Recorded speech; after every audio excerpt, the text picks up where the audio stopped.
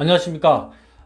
즐거운 세상 만들기 주인장입니다. 오늘은 굉장히 좀 충격적인 사건을 한번 얘기해 보려고 합니다.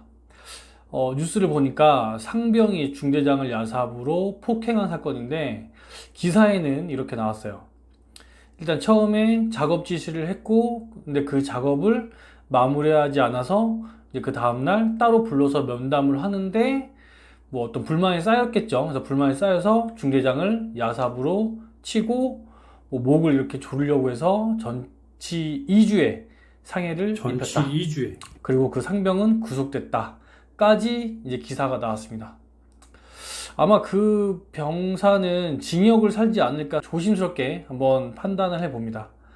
지금까지 병사가 지휘관을 폭행해서 뉴스에 나온 적이 없었는데 그것도 여군 지휘관을 폭행했다. 그래서 아마 본보기를 보여주기 위해서라도 강력하게 처벌하지 않을까 이렇게 생각이 듭니다. 그리고 뭐 요즘에 뭐 군기강이 해이해졌다, 뭐 군대가 문란해졌다, 기강이 땅에 떨어졌다, 그래서 주요 지휘관을 소집해서 뭔가를 또 뭐 회의하고 그러겠다 하는데 이 폭행 사건은 정말 처음 있는 일이었지만 그 외에 뭐 장교하고 부사관들하고 트러블, 뭐 다툼, 싸움 뭐 이런 거는 늘 있었던 일이에요. 뭐 이렇게 주기적으로 뭐 계속 있었던 일이기 때문에 뭐 그렇다 치지만 이 폭행 사건은 조금 잘못돼도 뭔가 한참 잘못되지 않았을까 이렇게 생각이 듭니다. 특히 뭐 군대를 떠나서 폭행이란 거는 잘못된 거잖아요. 사회에서도 아니 어느 회사 갔는데 상사가 부하를 폭행했다든지 아니면 부하 직원이 상사 직원을 폭행하는 거는 말이 안 되는 거잖아요. 근데 군대는 특히나 계급 사회고 또 전쟁이 나면 전투를 해야 되는 곳인데 상명하복이 분명히 존재해야 되는 곳인데 이런 사건이 일어났다는 거는 정말 좀 답답한 일인 것 같습니다. 그 여군 중대장이 어떻게 부대를 지휘했는지 또 그 면담을 하는 대화 내용이 어땠는지 뭐 그 부대 사람들이나 당사자들만 알 테니까 뭐 그거에 대해서 이랬지 않았을까 저랬지 않았을까라는 추측성 얘기는 안 하겠습니다. 안 하고 오늘은 어떤 얘기를 할 거냐면 일단 그 사건만 놓고 본다면 때린 사람이 99% 잘못했죠. 폭행을 했다는 것 자체에 대해서 뭐 상대방이 여자냐 뭐 지휘관이냐 이런 걸 떠나서 폭행은 무조건 잘못된 거니까 폭행을 한 사람은 무조건 잘못했다. 그리고 그게 군대라는 또는 부하가 상급자를 했다는 거에 대해서 더 잘못됐다라고 생각이 들고 근데 한편으로는 이런 생각도 들어요. 뭐 그 사람 뭐 폭행을 한 사람이 99%의 잘못이 있다라면 그 중대장도 뭐 1차 중대장이었지 않았을까라는 생각을 해보는데 그러면서 병사들의 마음을 잘 얻지 못한 그 1%의 지휘관으로서 그 1%의 잘못이 있지 않을까 조심스럽게 한번 생각을 해봅니다. 제가 중대장 할 때 엄청 강성이었어요. 그러니까 이제 잡음이 병사들 사이에서 잡음이 조금씩 일어납니다. 근데 뭐 이렇게 통제를 좀 심하게 한다든지 훈련장에서 얼차례를 준다든지 그러면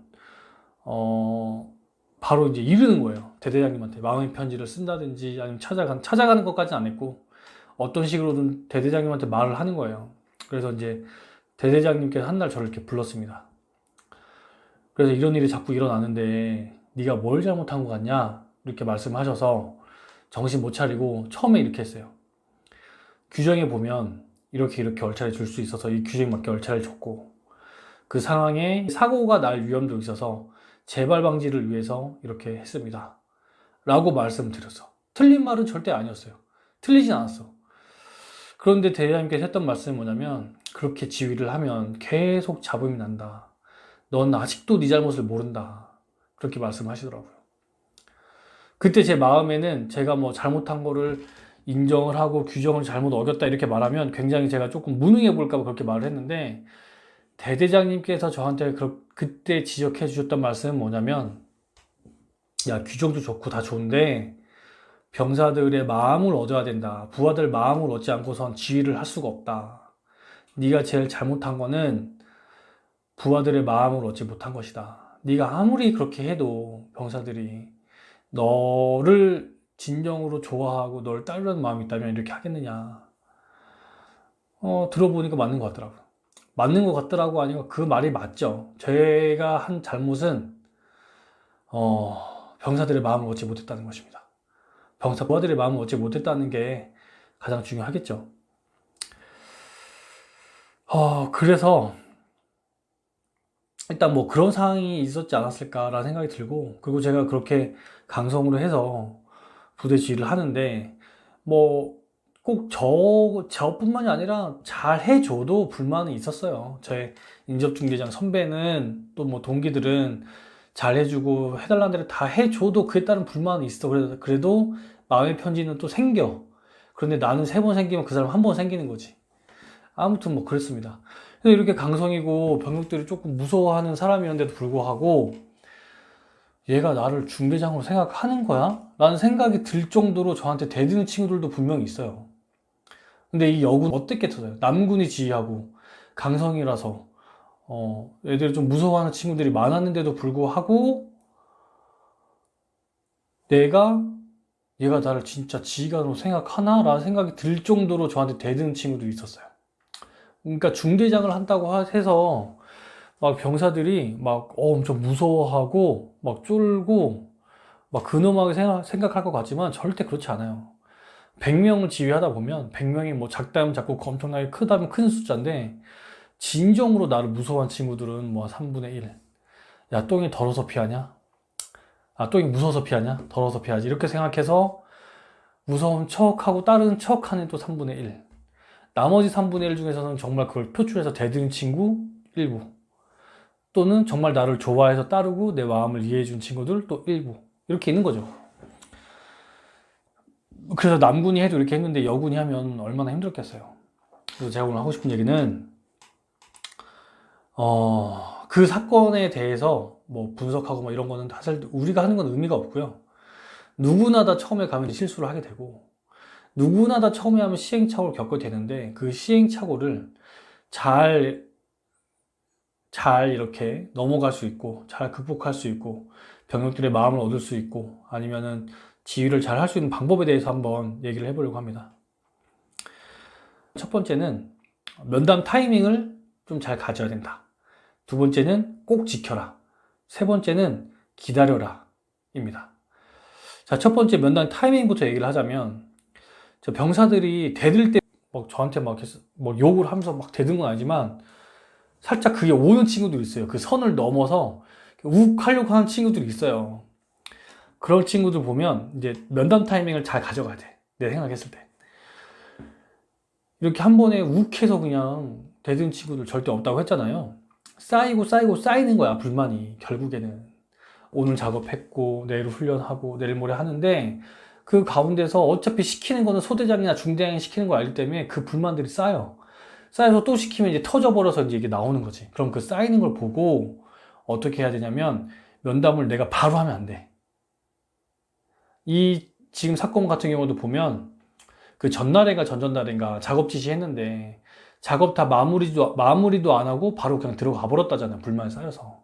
근데 뭐 그 다음날이든 그 다음날이든 중대장이 면담을 했겠죠.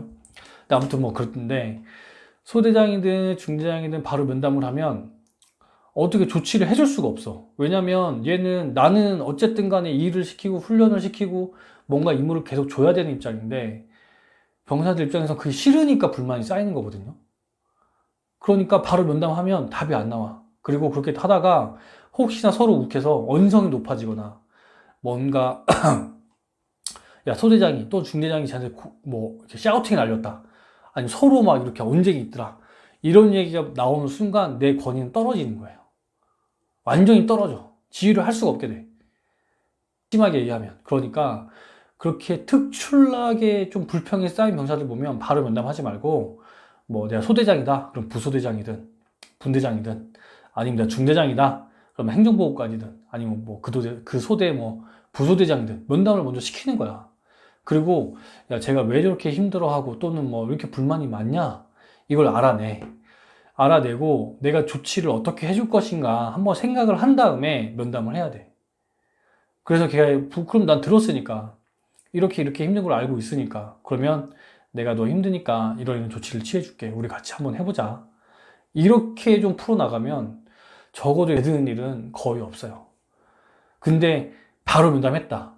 나는 근데 일을 시키려고 하고 면담하면서 계속 어떻게 해요? 설득하는 거야. 일을 하자, 훈련하자, 내일도 있다, 모레도 있다, 이렇게 설득하는 수밖에 없어. 그런데 걔는 그게 싫은 걸. 그러니까 답이 안 나오니까 절대 이렇게 극단적으로 조금 불만이 쌓인 친구들은 바로 면담하지 말고 돌려서 해라. 두 번째는 꼭 지켜라. 뭘 지키냐면 기본권은 좀 반드시 지켜야 됩니다. 예를 들어서 오늘 작업을 했어, 훈련을 했어, 또는 뭐 훈련이든 작업이든 뭘 했어요. 했는데 뭐 내가 1km 정도 땅을 까야 되는데 오늘 뭐 4시 한 40분까지 900m를 깠어. 그런데 100m만 더 까면 돼. 아, 근데 왠지 30분만 하면 더 깔 수 있을 것 같은 거야. 그럼 어떡해? 그래, 30분 시킨다? 그러면 5시 정도면 일과를 끝내야 되고, 애들을 이미 끝나고 있었어야 돼서 5시면. 애들은 생활관에 들어가서 뭐 씻고 이렇게 밥 먹을 준비를 해야 되는데 5시까지 아니면 4시 50분까지 막 타이트하게 시킨단 말이지. 근데 안 끝나거든. 그럼 어설프게 뭐 50m 남고 뭐 30m 남고 이래요. 그러면 이게 작업을 다 했다고 하기도 못하고 30m 남아서 내일 또 한다고 하기도 못하지. 그러니까 또 추가로 시키겠지, 작업을. 그럼 애들 불만이 쌓이는 거지. 왜냐면 일과 시간에 딱 정해진 거를 끝나고 애들 휴식을 줘야 되는데 그 조금 더 한다고 해서 뭐가 되는 것도 아닌데 그렇게 시키면 불만이 쌓일 수밖에 없지. 그리고 이런 표현은 좀 그렇지만 그렇게 되면 병사들, 내 부하들한테 책 잡히는 거예요. 나중에 대화하거나 아니면 뭐 이렇게 부대를 운영하고 지휘하는 데 있어서 기본권도 안 지켜주지 않냐. 내가 무슨 말을 하면 애들한테 신뢰를 못 주는 거지. 그러니까 절대로 병력들한테 지켜줘야 될 기본권은 반드시 지켜줘야 됩니다. 반드시. 그리고 이제 이거 지켜주기 위해서는 내가 생각을 잘해야 돼. 어떤 생각을 잘하냐면 항상 임무를 부여받으면 엔드 스테이트, 최종 단계가 됐을 때가 어느 모습이다라는 거를 그리고 있어야 되고, 이 엔드 스테이트까지 가기에 오늘은 몇 퍼센트 왔다. 우리의 평균 작업량, 뭐 훈련량은 몇 퍼센트다. 요런 거를 그냥 뭐 데이터로 갖고 있든 아니면 이빨을 잘 할 수 있도록 뭐 보고를 잘 할 수 있는 그런 준비가 되어 있어야 돼요. 그래서 보고를 잘해야 돼. 군대는 보고예요. 똑같이 100m가 남았다 쳐. 1km 중에 100m가 남았다 쳐. 근데 대장님한테 오늘 대부분 했습니다. 내일까지 하면 다 될 것 같습니다. 오늘 그래서 애들 기본권 때문에 휴식을 주겠습니다. 라고 말하는 거랑 대장님 오늘 총 100% 중에 90%는 완료했는데 10%는 몇 분이면 끝냅니다. 근데 병력들 지금 더 하기에는 일과 시간 끝나고 휴식을 줘야 되기 때문에 오늘 여기까지 하고 내일 나머지 10%는 몇 분 안에 끝내고 다른 걸 하겠습니다. 라고 보고를 하는 거지. 전자대로 보고를 하면 혼나기 때문에 나도 스트레스야. 그러니까 이렇게 스트레스가 쌓이면 계속 병력들한테 그게 가겠지. 그럼 악순환의 반복이 되겠죠. 근데 후자대로 말하면 혼날 수도 있고 그래 그렇게 해라 할 수도 있겠지만 어쨌든 내 보관은 있는 거니까 계획은 있는 거니까 병사들하고 그렇게 운영하면 되는 거죠. 그래서 그렇게 보관을 갖고 반드시 병사들, 내 부하들의 기본권을 지켜주고 불만이 쌓이지 않게 해라. 그리고 세 번째는 뭐냐면 기다려라. 뭘 기다리느냐. 아까도 말씀드렸다시피 강성처럼 했던 저한테도 막 제가 느낄 정도로 얘가 나를 지휘관으로 생각하나? 할 정도로 대들진 않지만 그렇게 자꾸 이렇게 막 이렇게 건드리는 친구가 있어요. 선을 넘었다 왔다 하는 친구들이 있어요. 거짓말하는 게 뻔히 보이는데도 후임들 탓하고 막 이렇게 하는 친구들도 있어요. 그럼 그 친구들을 잡으려고 내가 자꾸 꼬투리를 잡으려고 하면 걔네들은 그 꼬투리에 들어오질 않아. 근데 내가 진짜 기분은 좀 지금 나쁘더라도 참아. 계속 기다려. 그럼 그 친구들은 나를 덜 받으려고 언젠간 선을 넘어. 누가 봐도 제가 잘못했구나 라고 생각이 들 정도의 실수를 지가 해. 그럼 그때 가서는 봐주지 않고 냉정하게 그냥 징계하는 거예요. 중대장이나 소대장이 가진 권한으로 휴가를 자른다든지 영창을 보낸다든지 아니면 뭐 그렇게까지 하는 게 좀 지나치면 뭐 외박을 못 간다든지, 요즘에 핸드폰 쓰니까 핸드폰을 못 쓰게 한다든지, 기본권을 좀 제한한다든지, 그렇게 이제 그 장교로서 아니면 뭐 소대장이나 중대장으로서 부소대장으로서 뭐 간부로서 갖고 있는 그 직책에 맞게끔 그 친구를 통제하는 거예요. 그렇게 통제를 하면 그 친구들도 이제 자기가 잘못한 걸 누가 봐도 잘못했다고 하는데 어떻게 변명을 하겠어요? 그럼 그때 와서 이제 진심 어린 사과를 하는 거죠. 그때 대화를 하면 됩니다. 야, 내가 그동안 널 지켜봤는데 이렇게 난 사실 마음이 굉장히 안 좋았다. 불만이 뭐냐? 이렇게 시작해서 이제 이렇게 하면 어쨌든 잘못한 건 한 거니까 징계를 한번 하고, 징계라고 해서 뭐 이렇게 막 하는 게 아니라 하여튼 뭐 처벌할 건 하고, 그 다음부터는 잘 지내는 가운데서 이렇게 좀 원활하게 조율을 하면 됩니다. 그래서 오늘은 그 사건, 하극상 사건을 한번 간단하게 얘기를 해드렸고, 제가 군 생활을 하면서 느꼈던 그 하극상 또는 그런 사건을 만들지 않기 위해서 어떻게 해야 되는지에 대해서 말씀드렸는데, 궁금하거나 질문사항 있으면 밑으로 댓글 한번 달아주시면 되겠습니다. 오늘은 여기까지. 감사합니다.